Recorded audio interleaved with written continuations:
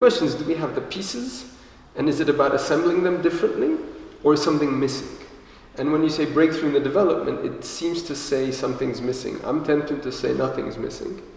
I'm tempted to say it's about the priorities. I happen to have personally a very strong engagement with the environment. A lot of our investing, a lot of our thinking, and generally broadly sustainability of human life on Earth.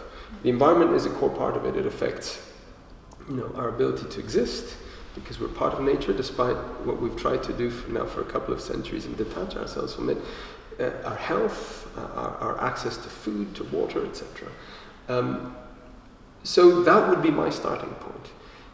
And I would apply that to Armenia. And I would say, look, if Armenia wants to be a meaningful hub, if Armenia wants to be something that is attractive, what is going to matter to people in the next 20, 30 years?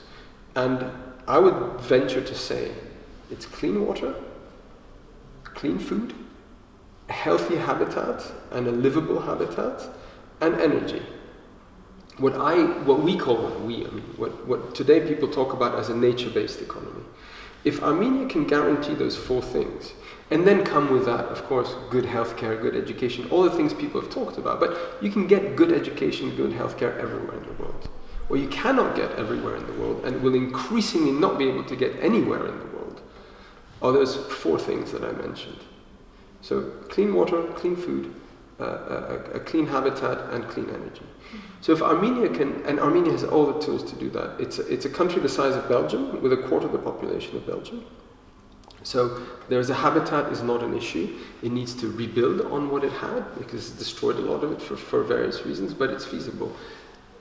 Every diasporan who comes here will tell you the food is delicious. It's delicious because people can't afford chemicals. So great, let's continue not affording chemicals.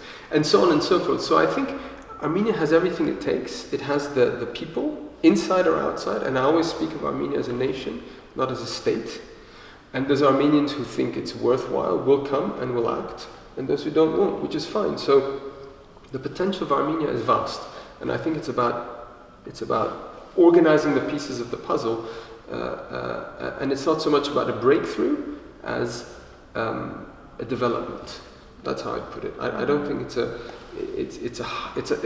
a violent or radical change. I think it's just putting the pieces together.